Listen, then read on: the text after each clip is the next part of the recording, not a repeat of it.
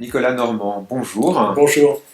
Vous êtes ancien ambassadeur de France au Mali, en République du Congo, au Sénégal et en Gambie, ministre plénipotentiaire, directeur adjoint de l'Institut des hautes études de la défense nationale, et vous venez de publier Le Grand Livre de l'Afrique chez Erol en 2018, et vous intervenez ce soir dans une table ronde à Futuribie International sur le futur de l'Afrique. Donc bienvenue.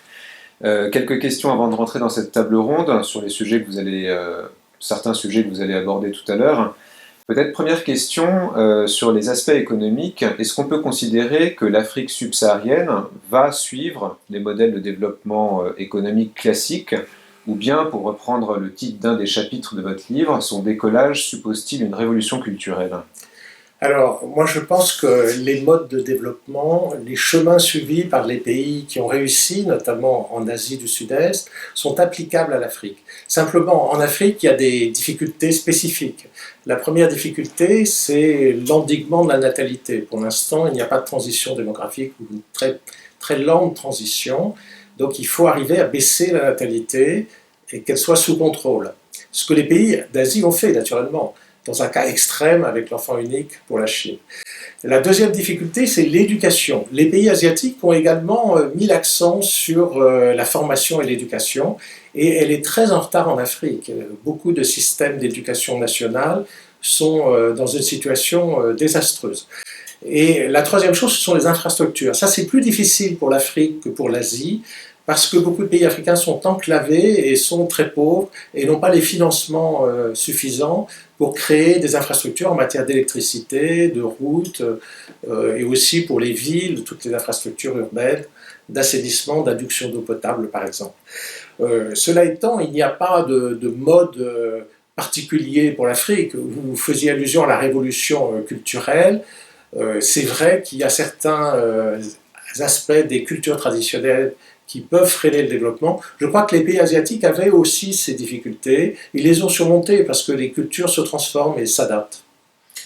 Merci beaucoup. Une des conditions importantes pour aussi atteindre le développement économique, c'est évidemment la stabilité, la paix, la sécurité. Est-ce que, de ce point de vue-là, l'Afrique offre un certain nombre de chances d'accéder à une paix et à une sécurité durable?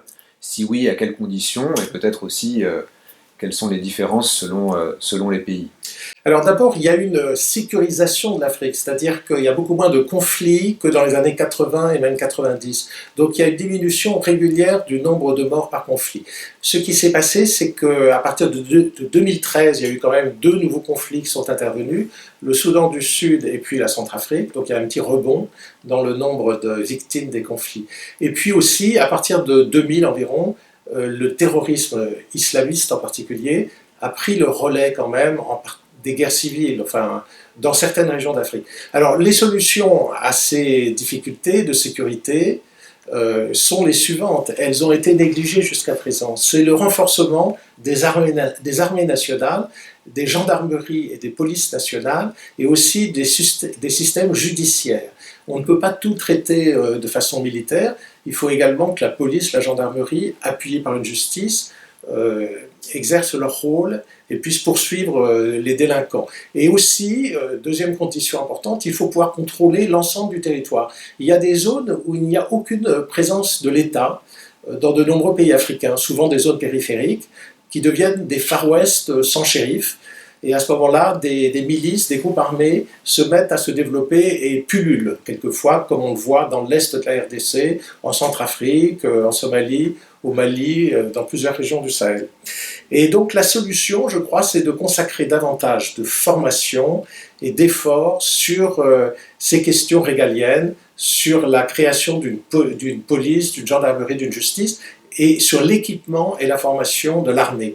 Ces aspects ont été négligés par l'aide au développement.